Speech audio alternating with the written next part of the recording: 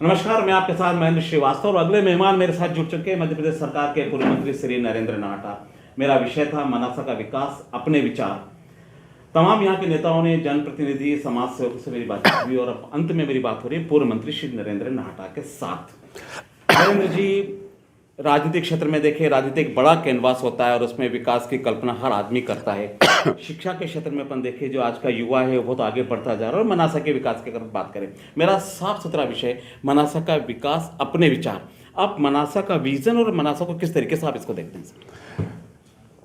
मैंने आपके साथ बहुत सारे इंटरव्यू किए होंगे, बहुत तरह के बहुत विषयों पे बात की होगी, पर मैं आपको और आपके केबल को बहुत बहुत बधाई देता हूँ कि ये वो विषय है जिस पर ज़्यादा से ज़्यादा बात की जानी चाहिए। और मैं आपके माध्यम से इस इंटरव्यू में मैं मनासा विधानसभा क्षेत्र की जनता से निवेदन करना चाहूँगा कि कृपया इस सारी प्रक्रिया में जुड़िए। केवल नेताओं की तरफ देखिए मत कि वो क्या कर रहे हैं, आप क्या चाहते हैं इस बात को आप मुखर होकर कहिए। आप चिंतन कीजिए, विचार कीजिए और विशेष करके जो इस क्षेत्र के बुद्धिजीवी हैं, जो इस क्षेत्र के युवा हैं, जो बहुत अच्छी पढ़ लिख गए हैं, भले ही यहाँ नहीं हो और कहीं और काम करो, हम सब लोग एक सामूहिक चिंतन करें कि मनासा को कैसे आगे बढ़ाया जा सकता है। क्योंकि दुनिया बहुत तेज़ी से आगे बढ़ रही है और वो किसी की प्रतीक्षा नहीं कर रही है। तो मनासा की प्रतीक्षा कौन करेगा? हमें दौड़ लगानी और उन लोगों के साथ होना है। इसलिए मैं आपको बधाई देता हूँ और उन सब लोगों से आग्रह करता हूं जो इस क्षेत्र के अंचल के बुद्धिजीवियों से कि इस पर चिंतन शुरू कीजिए और सब जुड़कर हम वो वातावरण बनाएं कि जिसमें सरकारें, जनप्रतिनिधि सब मिलकर वो काम करने को विवश हो, जो मनासा को उसका वो स्थान दिला सके जो हम सब की अपेक्षा है। तो आपको बहुत बहुत बधाई और बहुत धन्यवाद। कैसे हो सकता है सर मनासा का विकास? देखिए, हम समझ लें कि और इसको देखेंगे कि मेरे को जो भी मनासा की जनता ने कार्यकाल दिया उसमें कहीं कुछ सामंजस्य है। देखिए, मनासा एक ऐसे स्थान पे, चाहे मनासा की जब मैं बात करता हूँ, मैं मनासा शब्द क्या नाम लेता हूँ तो मनासा, कुकड़ेश्वर, रामपुरा, मैं तीनों को जोड़ के बात करता हूँ। मैं पुराने विधानसभा क्षेत्र की बात करता हूँ। देखिए, हमारे पास रेल नहीं है, हमारे पास कोई हवाई जहाज की कोई आसपास की सुविधा नहीं है। अगर कोई बड़ी इंडस्ट्री आती है तो वो पहली चीज़ ये देखती है कि वहाँ से उस जो रॉ मटेरियल लाने के लिए, तो हमारे पास कोई ऐसा बड़ा रॉ मटेरियल नहीं है जिससे कोई बड़ा उद्योग यहाँ चल सके। तो वो देखती कि रॉ मटेरियल है क्या, फिर वो देखती कि बाज़ार है क्या, तो हम तो बहुत छोटे मार्केट हैं। वो देखती कि उत्पादन के लिए वो सुविधाएं हैं क्या, मार्केटिंग के लिए सुविधाएं हैं क्या। तो मैं ऐसा मानता हूं कि आज जबकि लाइसेंस प्रणाली उद्योगों के लिए समाप्त हो चुकी, जहां पहले सरकार कहती थी कि वहीं जाकर उद्योग लगाना पड़ेगा, अब उद्योगपति अपनी मर्जी से उद्योग लगाता है। तो रामपुरा और कुकड़ेश्वर, मनासा में एक बड़े उद्योग की अपेक्षा अभी निकट भविष्य में मुझे संभावना नहीं दिखती है। तब हमारी आज की अर्थव्यवस्था क्या है? हमारी आज की अर्थव्यवस्था जो है वो पूरी तरह से मनासा की खेती पर टिकी हुई है। हम मनासा में किसान जो पैदा करता है वो मनासा में लाता है, रामपुरा में लाता है, उसे बेचता है और उससे यहाँ का व्यापार चलता है। जो यहाँ का व्यापार है, इस अंचल का, विधानसभा क्षेत्र का व्यापार है, वो पूरा का पूरा हमारे किसान के ऊपर निर्भर करता है, कृषि के उत्पादन पर निर्भर करता है। तो अब हमें इसका मतलब क्या हुआ कि हमें और व्यापार और कृषि मिलाकर ही जीडीपी को आगे बढ़ाते हैं। तो अगर मनासा का जीडीपी हमें आगे बढ़ाना है, मैंने तो मंदसौर यूनिवर्सिटी में कृषि विभाग के साथ मिलकर एक हमने रिसर्च पेपर तैयार किया केवल मनासा के लिए। मैं उस पर ज़्यादा विस्तार में अभी नहीं कहूँगा आपको, लेकिन हम जीडीपी कैसे आगे बढ़ेगा? मनासा का जीडीपी, यहाँ की कृषि, यहाँ का व्यापार, आप दोनों को बढ़ा दीजिए। फिर उसके बाद में और उसी से जुड़ी हुई बाकी सुविधाएं आती हैं। भाई, अगर लोगों के पास पैसा है, लोगों की परचेसिंग कैपेसिटी है, परचेसिंग पावर है लोगों का, क्रय शक्ति है लोगों की, तो स्वाभाविक रूप से अच्छे अस्पताल भी आ जाएंगे, अच्छे शिक्षण संस्थान भी आ जाएंगे। और भी तरीके से, आप उदाहरण के मैं लिए आपसे कहता हूँ कि कंजाड़ा में चमलेश्वर बांध बना जी, चूँकि लोगों की आमदनी बढ़ी, तो आप देखिए कि वहाँ और तो सब हुआ ही हुआ, लेकिन वहाँ का जो स्थानीय चारभुजानाथ का जो मंदिर था उसका जीर्णोद्धार कंजारड़ा के लोगों ने और बड़ी राशि लगाकर खुद कर लिया। क्यों कर लिया? क्योंकि उनकी परचेसिंग, उनकी क्रय शक्ति बढ़ी थी। तो हमारा व्यापार केवल किसान के ऊपर आधारित है, मनासा खेती पर आधारित है। यही सोच के साथ मैंने जहाँ चमलेश्वर और पटियार और उधर रामपुरा के पास गोपालपुरा बांध और ये सब हमने बनाए थे, तो उसके पीछे एक सोच निश्चित रूप से यही थी कि हमारा अगर खेती का उत्पादन बढ़ जाए और मनासा और रामपुरा की मंडियों का विकास हो जाए तो फिर मनासा का व्यापार बढ़ेगा, मनासा की आमदनी बढ़ेगी और मनासा का विकास हो सकेगा। तो मूल रूप से आप इस बात को अच्छी तरह समझ लें कि मनासा का विकास मनासा की खेती के ऊपर आधारित है। जितना खेती का उत्पादन बढ़ेगा उतना मनासा का व्यापार और मनासा का जीडीपी बढ़ेगा। तो पहली बात तो ये हो गई। अब दूसरी बात है कि उत्पादन बढ़ाने के लिए हम क्या करें। तो मैं समझता हूं कि मनासा रामपुरा जैसी तो बहुत कम जगह होगी सारे हिंदुस्तान में जिनके पास अथाह समुद्र भरा पड़ा है जी, गांधी सागर। और उससे जितना मैंने आपके पिछले एक इंटरव्यू में कहा भी था कि मेरे पिताजी कहते थे चंबल का 1 फुट पानी अगर ले लें तो अविभाजित मंदसौर जिले का कितना बड़ा भला हो सकता है। तो हमारे पास दूसरा जो सबसे बड़ा साधन है वो ये है कि हमारे पास गांधी सागर का पानी है। मैंने 2 काम किए। मैंने एक काम तो ये किया कि जो गांधी सागर में मनासा का पानी जा रहा था, चमलेश्वर कह लीजिए, पटियार कह लीजिए, गोपालपुर, हमने उसको रोक दिया। पीछे से पानी आने दीजिए, हम इस्तेमाल करेंगे। तो हमने अपने पानी को समुद्र में जाने से रोका और उसको खेती के माध्यम से, फिर थोड़ा बहुत तो जाता ही है, लेकिन खेती के माध्यम से हमने उसको खेत में पहुंचाया। तो एक चीज़ तो ये हुई कि हमने अपने पानी को रोका। दूसरी बात यह है कि जो पानी वहाँ है उस पानी का उपयोग हम मनासा की खेती के विस्तार के विकास के लिए कैसे करें। तो खानखेड़ी उद्वन सिंचाई योजना, जोड़वी, राजपुरा, आंतरी, ये सब वो उद्वन सिंचाई योजना थी जिनके आधार पर जिस पर हमने चंबल के पानी पर आधारित इन योजनाओं को बनाया। इसके अलावा मैं आप बता सकता हूं कि बहुत सारी ऐसी जगह थी, जैसे खानखेड़ी का उदाहरण फिर देता हूं आपको, जहां हमने डूब के पास में बिजली उपलब्ध कराई ताकि पानी गांधी सागर डूब का पानी लिया जा सके।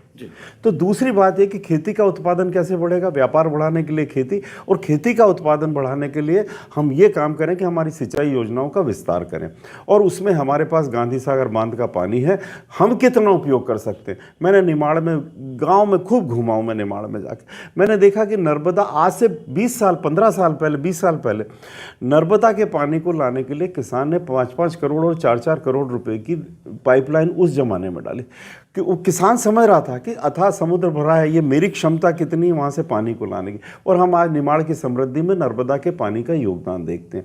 मैं कल्पना मेरी यह है कि चंबल के पानी में मैं मनासा के विकास को देखता हूँ, तो हम किस तरीके से इसको कर सकते हैं। और मैं दूसरी बात कहता हूँ, बड़ी योजनाएं मत लाइए। हम हश्र देख रहे हैं हमारे विभागों के काम करने का।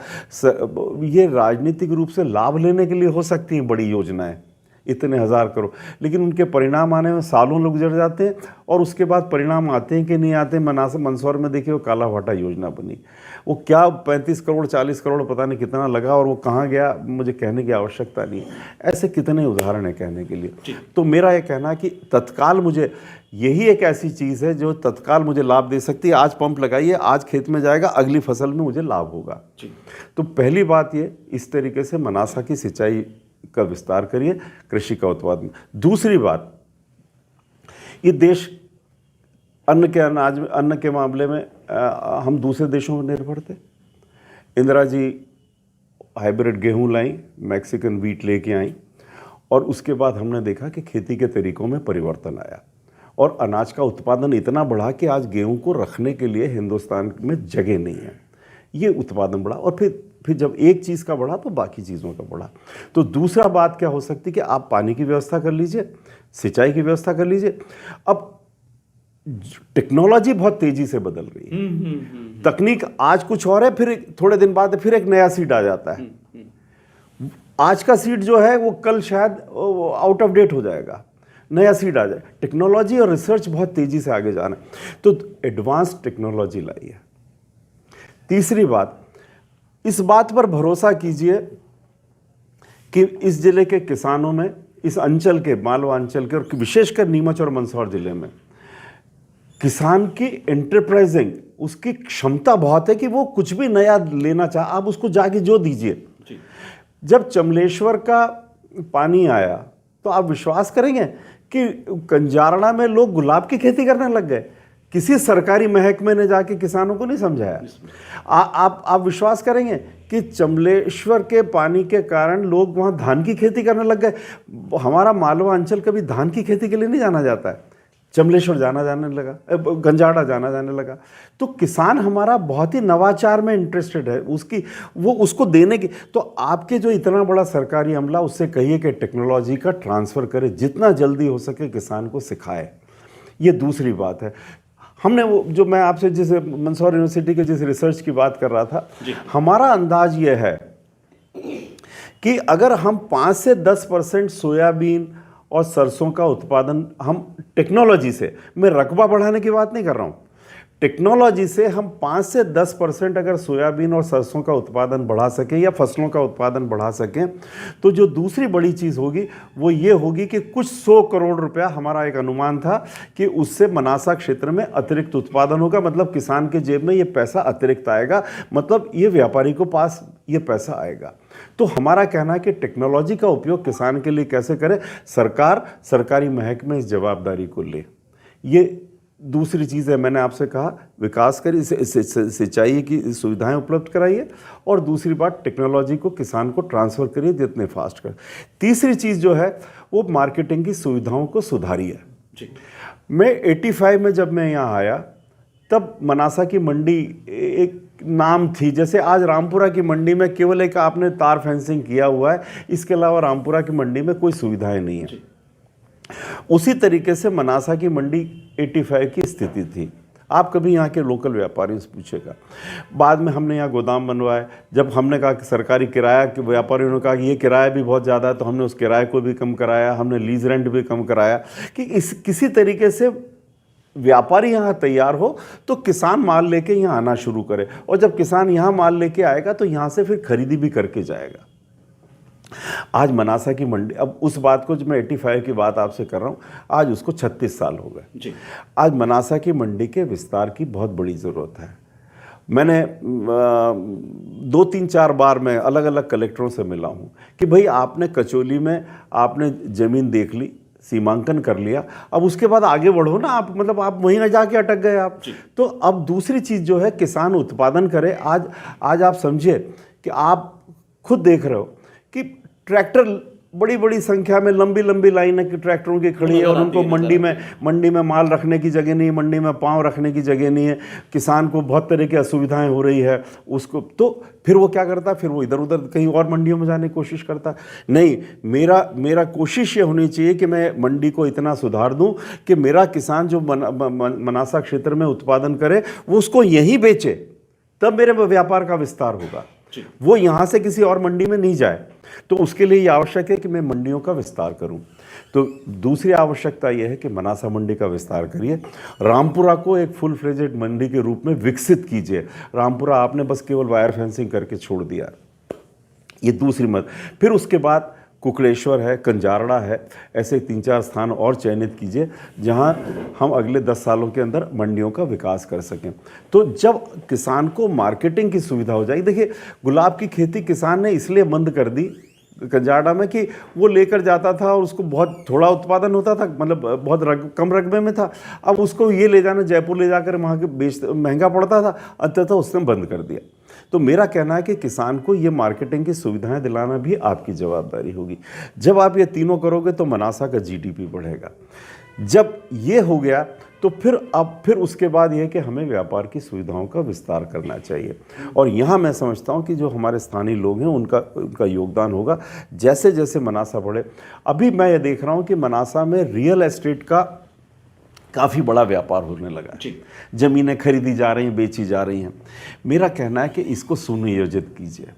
अगले 25 साल का मनासा कैसा होगा इस बात की कल्पना कीजिए और आज से उसका प्लानिंग शुरू कीजिए। मेरी बात पर हो सकता है कि कुछ लोग मजाक उड़ाएं, लेकिन मैं उन्हें बताना चाहता हूं कि मैं इंदौर के कुछ गैर सरकारी संगठनों से जुड़ा हूं। आप हैरान होंगे, और उसमें वो लोग हैं जिनकी उम्र 80-82 साल भी है। वो लोग एक आंदोलन चला रहे हैं कि 50 साल बाद का इंदौर कैसा होगा। और आज हमें, और इंदौर की जनसंख्या इतने साल के अंदर, अगले वो कहते हैं कि 15 साल के अंदर इंदौर की जनसंख्या 50 लाख हो जाएगी। तो 50 लाख की जनसंख्या के लिए इंदौर कैसे तैयार होगा?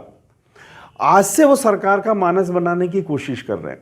अगर वो वहां कर सकते हैं, और एक 80 साल का आदमी अगर ये सोचता है कि 20 साल बाद मनासा की इंदौर की जनसंख्या 50 लाख होगी, तो आप कल्पना करो इस बात की कि कितना समर्पण है उस व्यक्ति का उस शहर के। वो जानता है कि उसको कितने साल निकालना है, लेकिन वो फिर भी लगा है। तो मेरा दूसरी बात है कहना कि मनासा, रामपुरा, कुकड़ेश्वर का एक सुनियोजित विकास की कल्पना कीजिए कि 25 साल के बाद का शहर, ये इलाका कैसा होगा। ये जिस तरीके से क्या कहेंगे उसको हम, एक बेतरतीब एक्सपेंशन जो हो रहा है, इस एक्सपेंशन को इस तरीके से नहीं करिए, उसको एक व्यवस्थित तरीके से उसको करिए, ताकि मनासा अगले 15 साल के बाद, 20 साल के बाद भी एक विकसित शहर दिखे, एक मॉडर्न शहर दिखे, एक आधुनिक शहर दिखे।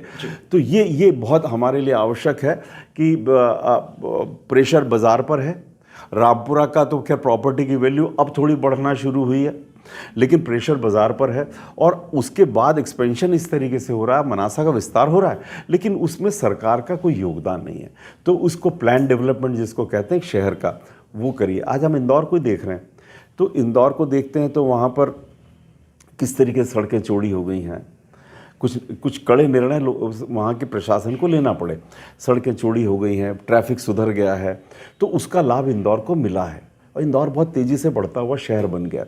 हम मनासा के लिए भी कर सकते हैं। सवाल इस बात का कि क्या हम सोच रहे हैं इस बात, हम इस दिशा में सोचना शुरू करें। तो मेरा कहना है कि आप इस बात को प्लान करिए। जी। फिर इसके बाद जब आप ये सब कर लेते हो, तो एक और बात, जब आप विकास करते हो, बाहर के अधिकारी आते हैं। आज सच्चाई क्या है? सच्चाई है कि मनासा का SDO नीमच में रहता है, अप डाउन करता है, और न्यायिक अधिकारी कह लीजिए दूसरे लोग, क्योंकि मनासा में उनकी भी समस्याएं हैं। मनासा में वो सुविधाएं नहीं है कि जो अपने परिवार को देना चाहें। विशेष करके मेरा कहना है एजुकेशन और हेल्थ। हमारे अस्पताल ठीक करिए, हमारी एजुकेशन को ठीक करिए। मैं इसी सोच के कारण, जब मैं था तो मैं कार्मल कॉन्वेंट को, मैं उन लोगों को लेके यहाँ आया था। और आप मानेंगे मेरी बात कि कार्मल कॉन्वेंट के आने से शिक्षा का वातावरण बदला। हमारे बच्चे, और विशेषकर कहूँगा हमारी बेटियाँ, वो जिस तरीके से उनका परिवर्तन आया, मैं कहता हूँ उन बेटियों ने पढ़कर और अच्छे ऊपर हायर एजुकेशन के लिए जाकर उनने मनासा की सोसाइटी का रूपांतरण कर दिया, ट्रांसफॉर्मेशन कर दिया। तो ये दूसरी बड़ी चीज़ है जहाँ सरकार का योगदान हो सकता है। अगर इतना आप सब कर लोगे तो मैं समझता हूँ मनासा के साथ न्याय होगा। और आखिरी बात मेरी अपनी ओर से यह है कि यह सब तब होगा जब हम जनता उससे जुड़े, समाज उससे जुड़े। समाज घर बैठा रहे, मैं तो मेरा व्यापार कर रहा हूँ, मैं तो मेरी नौकरी कर रहा हूँ, और सब कुछ जनप्रतिनिधियों के भरोसे छोड़ दो, जो ये केवल चिंता करते हैं कि 5 साल बाद का मुझे दोबारा चुनाव लड़ना है, वो कैसे जीतूंगा। तो नहीं हो सकता। ये तो अगले 20 साल के लिए परिवार, जब मैं सोच की बात करता हूँ तो एक जनप्रतिनिधि से अपेक्षा मत करिए, जनता से अपेक्षा करिए कि वो सोचे कि 20 साल मैं नहीं, मेरा बेटा, मेरा पोता, लेकिन उसके लिए मनासा कैसा होगा, उसके लिए रामपुरा कैसा होगा, उसके लिए कुकड़ेश्वर कैसा होगा, ये मुझे सोचना चाहिए। तो ये समाज का इन्वॉल्वमेंट, समाज की भागीदारी सबसे महत्वपूर्ण है। अभी मैं इस बात को बहुत दिनों से अलग अलग तरीके से कहता हूँ। इंदौर में स्वच्छता में शायद 5वीं बार इंदौर नंबर 1 आया है। हम केवल उसको सफाई के रूप में लेके चल रहे हैं कि इंदौर साफ शहर हो गया है।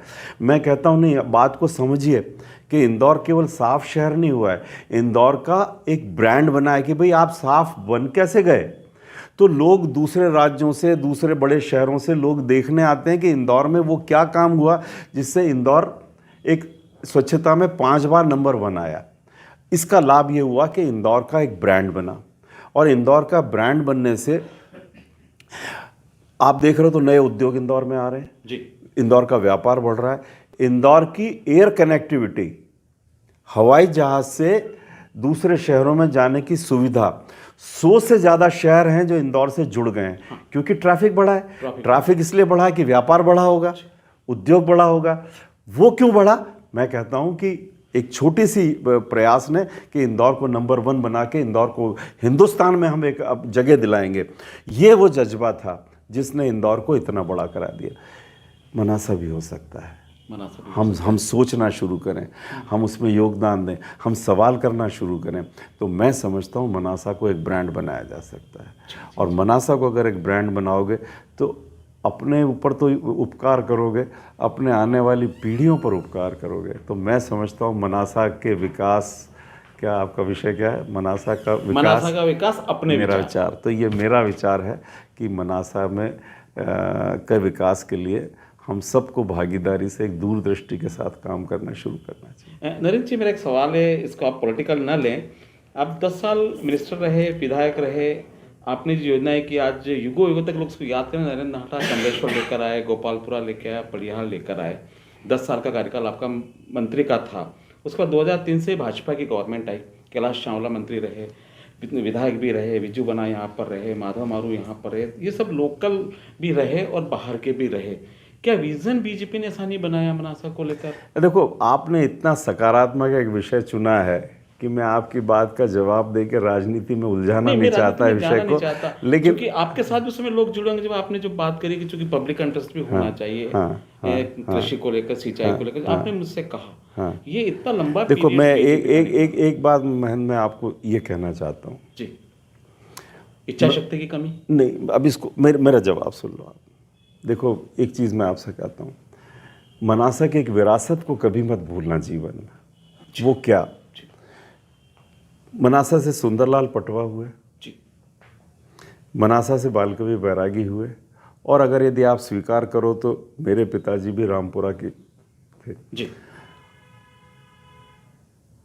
इन लोगों ने, ये अलग अलग पार्टियों के लोग थे जी, लेकिन इन लोगों ने मनासा को हमेशा एक पहचान दी। मैं जब निर्वाचित होके गया या मैं अपनी राजनीति में काम करता रहा और मैं कहता था मैं मनासा का विधायक हूँ, तो कोई कहता था अच्छा बैरागी जी वाला मनासा, कोई कहता था अच्छा पटवा जी वाला मनासा। मनासा का नाम इन नेताओं की वजह से इतना बड़ा रहा है। जी जी। आप कोशिश करिए कि मनासा की ये जो विरासत, जो भी जनप्रतिनिधि बने, जो भी विधायक सांसद बने, वो इस विरासत को कभी नहीं भूले। हुआ यह है कि हमने मनासा के राजनीतिक महत्व को घटा दिया है, और उसकी वजह से सरकारों को अब लगता है कि यहाँ नाली गटर मंजूर करके कुछ शिलान्यास के पत्थर लगा के जनता को समझाया जा सकता है, क्योंकि अब हमारे पास वो आवाज़ नहीं रही जो आवाज़ कहती कि चमलेश्वर बनना चाहिए। वो आवाज़ नहीं रही कि हाँ ये फॉरेस्ट में जा रहा है ये इलाका, लेकिन इसको जाने के बावजूद भी हम रेवेन्यू की लैंड देंगे पर हमें इसको बनाना पड़ेगा। ये आवाज़ मनासा में आनी चाहिए, और ये ताकत आनी चाहिए कि अगर आज पटवा जी होते या बैरागी जी होते और अगर वो मुख्यमंत्री को जाकर कहते तो शायद बात को वैसे नहीं टाला जा सकता था जैसे कालियाखोह को अब टाला जा रहा है। तो मेरा आपसे ये निवेदन है कि मनासा की ये जो विरासत है इसको भूलो मत।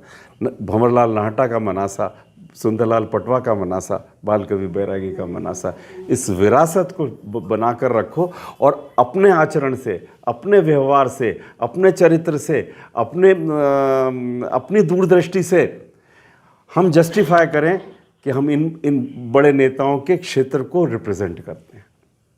बहुत बहुत धन्यवाद सर, बहुत अच्छी बात आज आपने मेरे से करी।